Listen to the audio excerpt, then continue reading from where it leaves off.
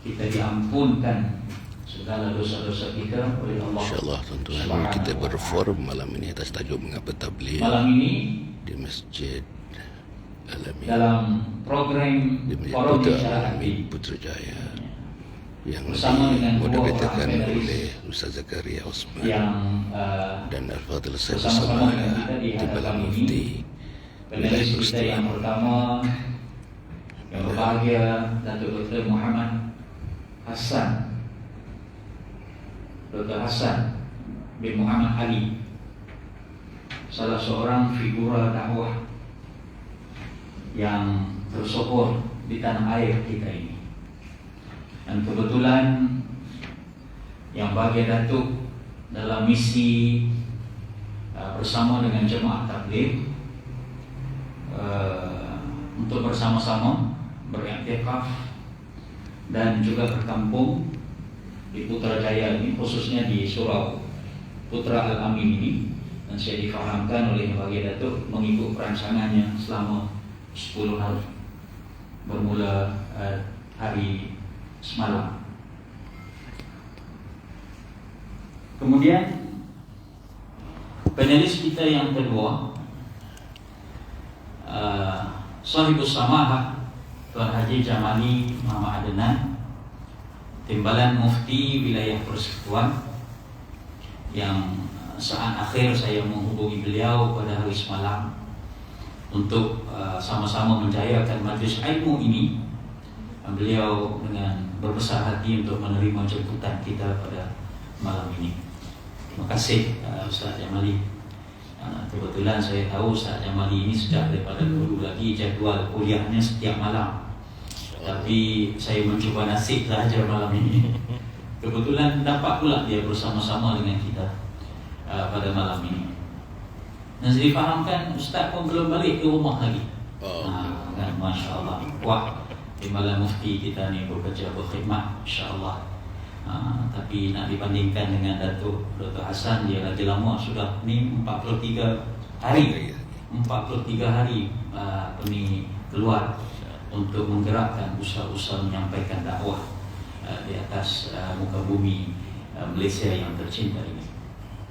Malam ini tajuk ataupun judul bicara ad-din kita, mengapa tabligh? Apabila kita menyebut istilah tabligh, maka mungkin dalam pemikiran kita terbayang satu susuk tubuh manusia yang ada janggut, yang ada serban, yang pakai jubah, yang bawa tasbih, yang datang berkumpulan, yang suka beriktikaf di masjid. Maka itu mungkin tasawur ataupun gambaran apabila kita menyebut tabligh. Tetapi ada juga mungkin sebahagian daripada kita apabila kita menyebut istilah tabligh, maka tabligh ini dengan maksud kita menyampaikan sesuatu yang baik, kita menyampaikan apa yang terkandung di dalam Al-Quran, apa yang diwasiatkan oleh Nabi SAW, maka itulah dikatakan tabligh. Justru pada malam ini, tuan-tuan dan puan sekalian, kita ingin membahaskan tentang tabligh itu sama ada dari aspek tasawur kita yang pertama tadi, ataupun tasawur kita yang kefahaman kita tentang maksud tabligh dari sudut pandang yang kedua itu tadi. Kedua-duanya akan coba dikupas oleh kedua-dua panel kita pada malam ini. Saya kira forum kita tidak lebih daripada 1 jam. InsyaAllah kita akan sama-sama salat isyak berjemaah seketika nanti. Saya nak mulakan dengan panel kita yang pertama yang berbahagia, Datuk Dr. Hassan Muhammad Ali. Dan tajuk yang kita bincang malam itu mengapa tabligh. Soalan saya begini tu, Datuk, kalau kita mengkaji ataupun memahami latar belakang Datuk salah seorang figura yang begitu hebat, dikenali sejak daripada dahulu lagi. Datuk bermulakan kerjaya sebagai penjawat awam di negara kita ini, sebagai seorang pegawai takbir dan diplomatik. Dan kebanyakan perkhidmatan yang Datuk berikan adalah sekitar di Jabatan Perdana Menteri. Kemudian kita juga mengenali Datuk sebagai seorang moderator Forum Perdana Ehwal Islam yang tersohor satu ketika dahulu. Saya ketika itu tahun 90-an ataupun sebelum itu lagi, ketika masih di sekolah rendah, setiap hari Khamis malam Jumaat, maka biasanya di kampung ada majlis bacaan Yasin daripada rumah ke rumah. Tapi oleh kerana ada forum perdana, majlis bacaan Yasin itu ditakhirkan karena nak memberi laluan untuk sama-sama mengikuti forum perdana Ehwal Islam. Mungkin tuan-tuan masih ingat bagaimana kemunculan Datuk di kaca televisyen bersama tokoh-tokoh pendakwah yang lain seperti almarhum Datuk Dr. Hasanuddin, almarhum Ishaq Baharum, Datuk Ishaq Baharum, almarhum Datuk Ismail Khamus, dan sebagainya lagi kita masih ingat. Dan Datuk juga terkenal sebagai ahli politik. Bukan sahaja sebagai ahli parlimen, Datuk juga menjadi ahli Dewan Undangan Negeri, Datuk juga menjadi Esko Kerajaan Negeri, Datuk juga pernah menjawab jawatan yang tinggi dalam sebuah parti politik. Persoalannya ialah, kenapa di akhir-akhir ini, selepas melalui suatu kedudukan, satu perjalanan hidup dalam pelbagai bidang dan dimensi, kenapa pada ketika ini Datuk memilih sebuah jemaah yang dinamakan sebagai jemaah tabligh, yang bukan sahaja jemaah ini baru muncul, Datuk ya. Kalau ikut sesiapa yang baca kisah jemaah tabligh ini, dia sekitar tahun 1920-an sudah wujud. Jemaah tabligh cuma aktif di Nusantara ini sekitar 1970-an kalau mengikut bacaan saya. Jadi persoalan panjang sikit Datuk. Sila bagus tu. Sebenarnya membuka ini persoalan yang bermain di fikiran saya. Mungkin fikiran rakan-rakan yang lain juga, sama ada yang hadir secara fizikal atau menyaksikan secara live FB. Kenapa Datuk memilih tabligh sebagai wadah dalam menyampaikan dakwah? Silakan Datuk.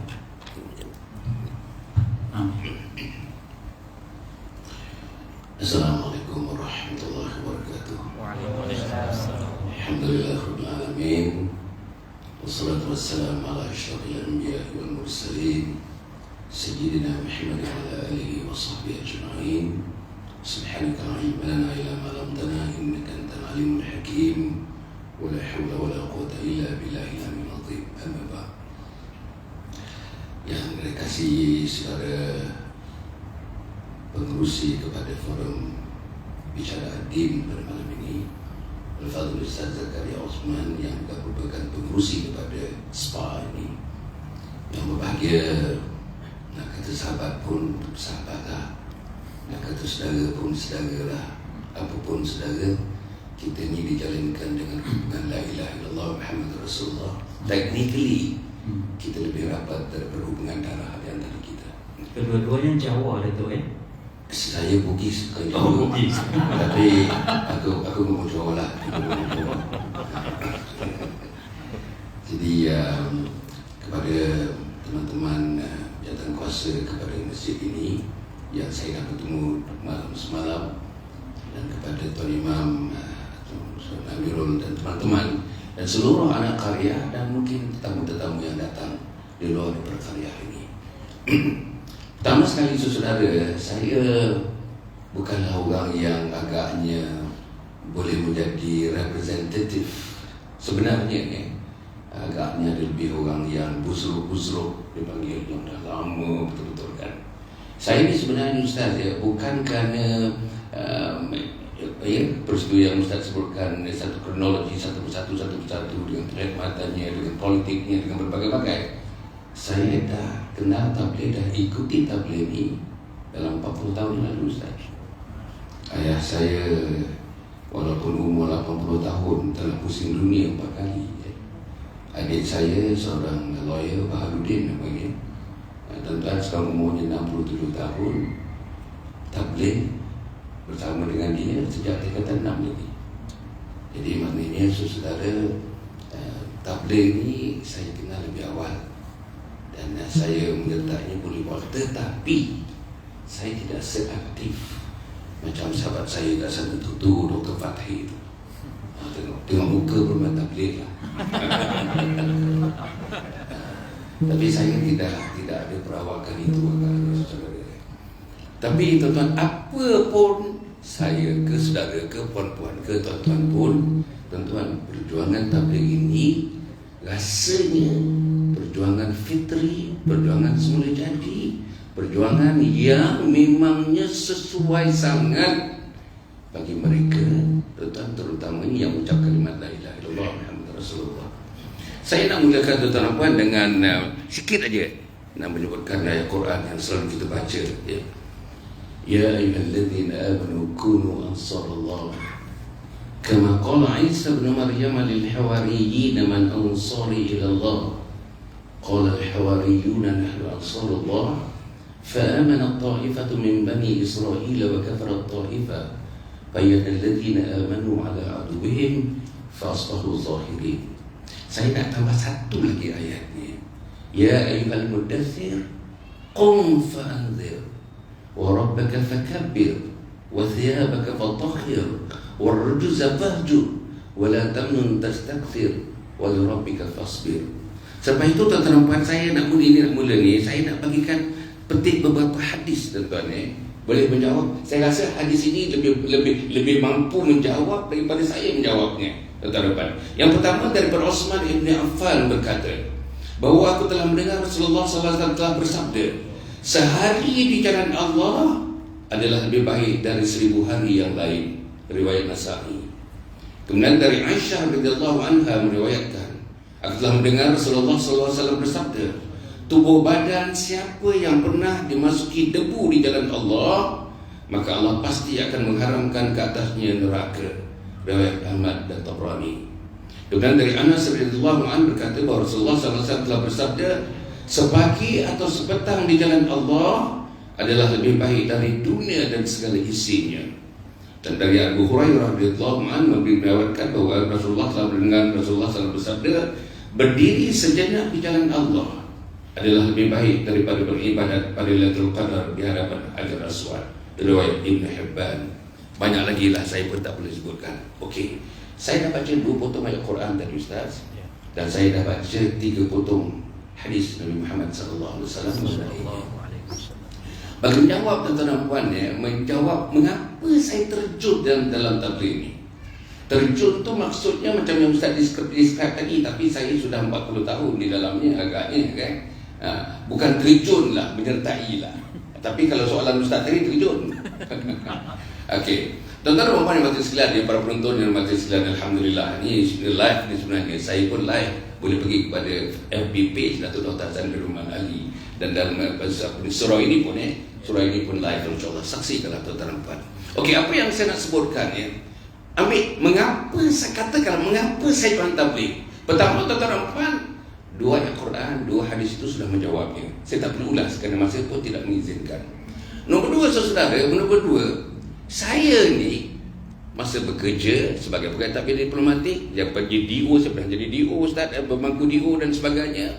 Saya tengok masalah-masalah, bukan saja masalah pembangunan, bukan saja masalah jalan raya, bukan saja masalah buah-buah sawit tidak laku pada ketika itu, bukan saja masalah sayur-sayur yang ditanam oleh orang Jawa kat Sungai Buruh, dekat Tanjung Karang tu, bila dibawa, bila dah naik dia punya sayurnya, tetapi tak ada tempat untuk disalurkan marketingnya, pemasarannya.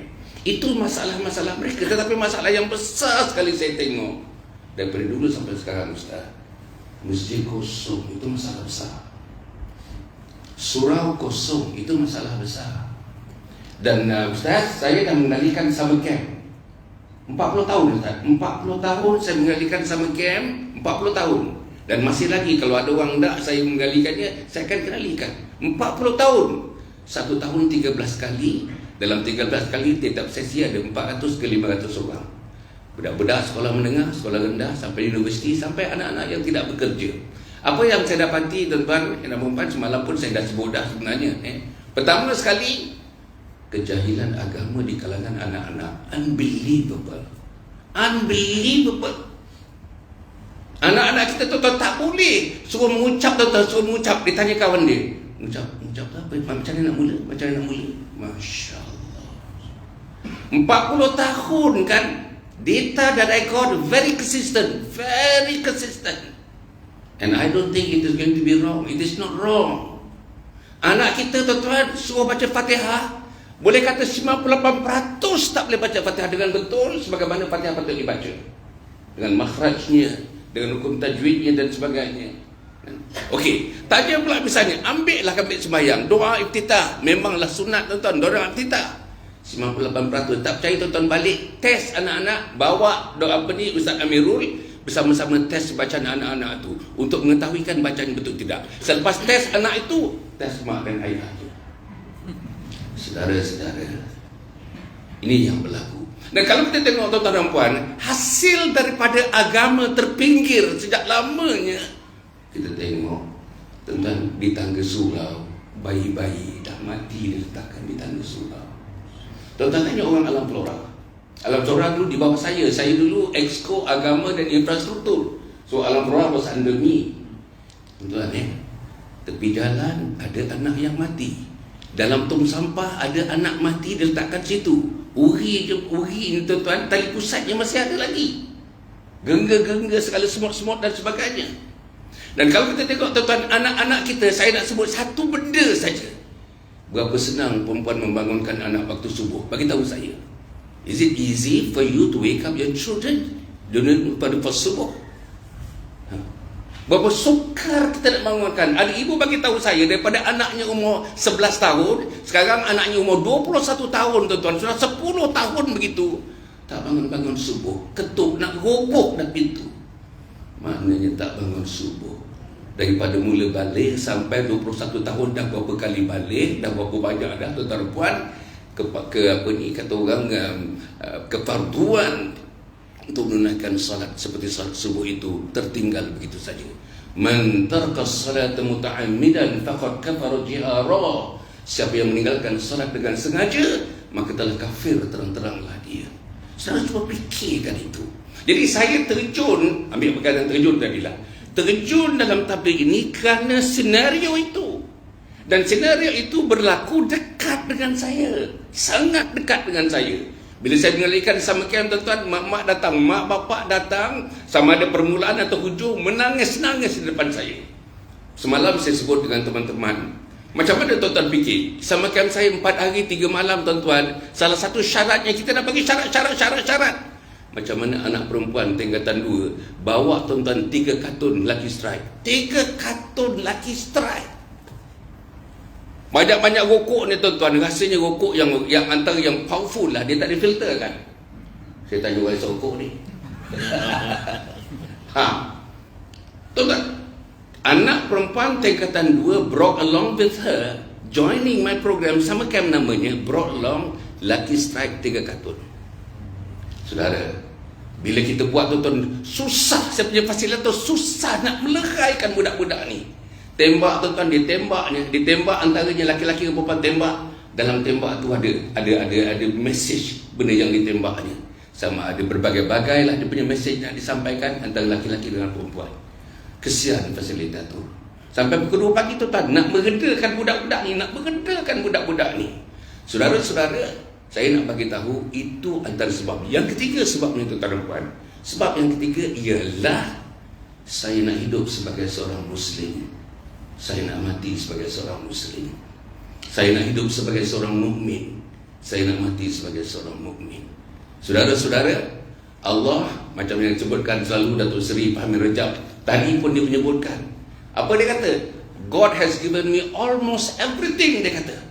Tuan-tuan cuba bayanglah, pegawai tinggi kerajaan KSU, Kementerian tuan-tuan, ketua pengarah JPJ, yang besar daripada itu, pengerusi Asia Berhad, one of the largest low fare airline in the world. Dia chairmannya, tuan-tuan.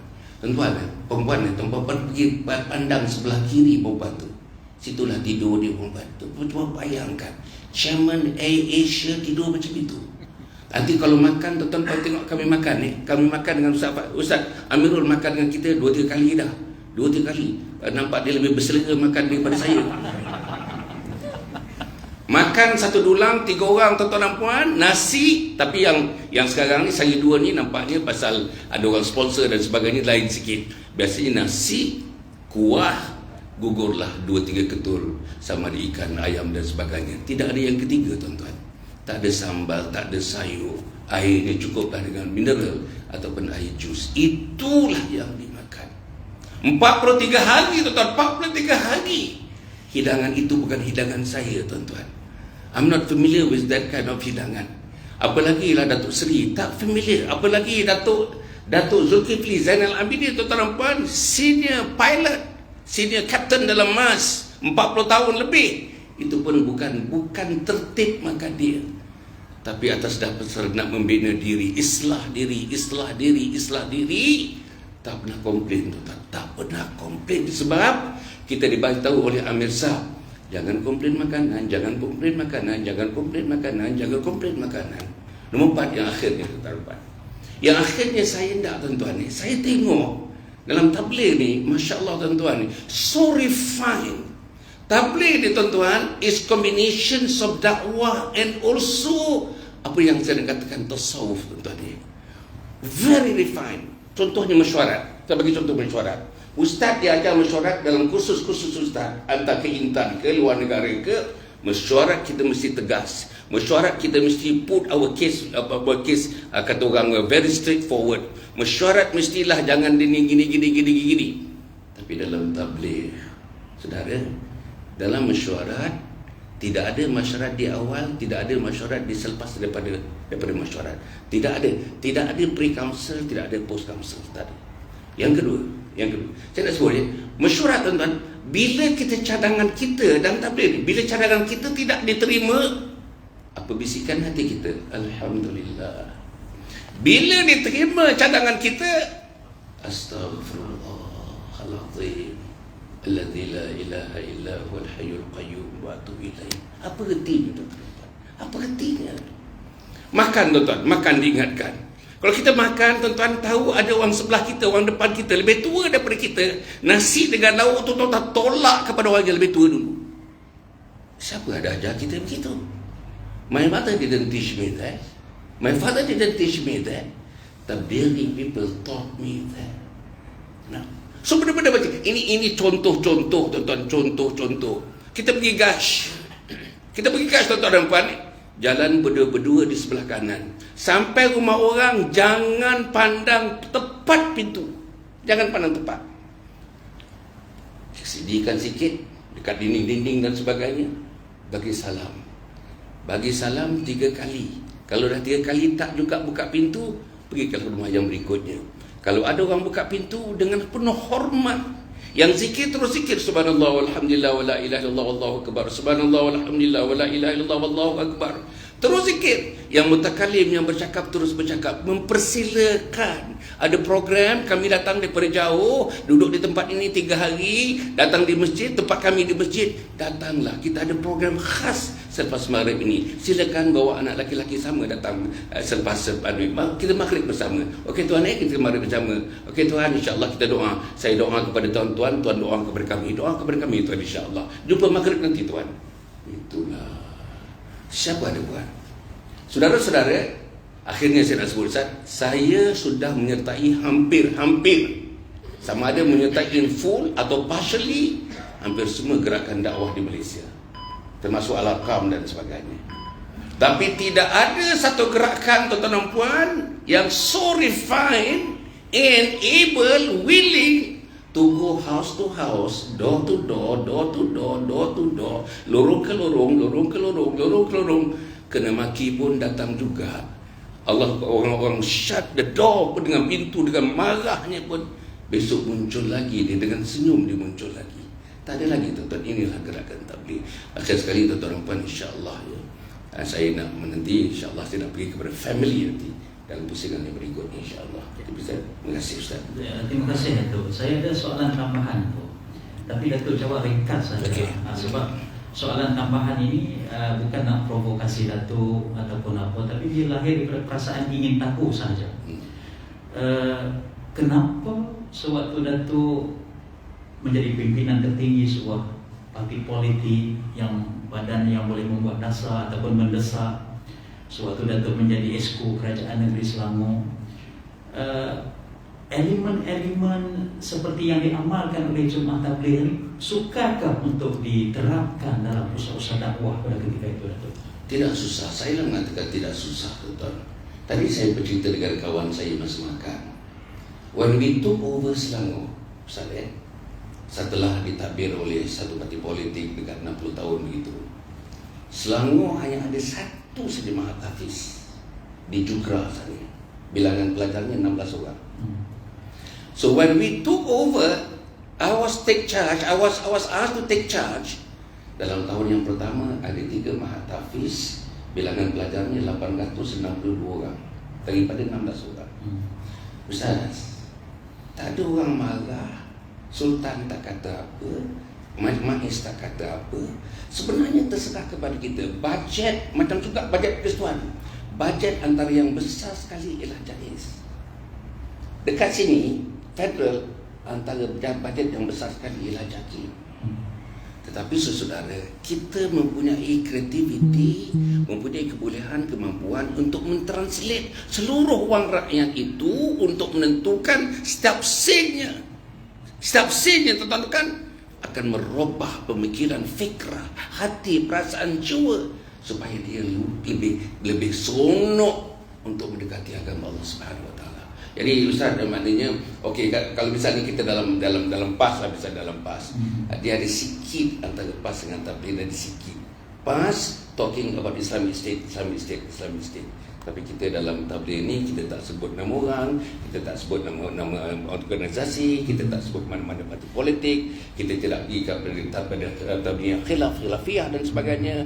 Jadi agaknya setengah-setengah orang tak berapa selesa dengan keadaan itu. Terima kasih Datuk atas jawapan yang sangat jelas dan mungkin menjawab persoalan yang terbuku di hati saya dan mungkin juga di hati tuan-tuan semua. Saya nak bagi kepada Sahibul Samahah Ustaz Haji Jamali tentang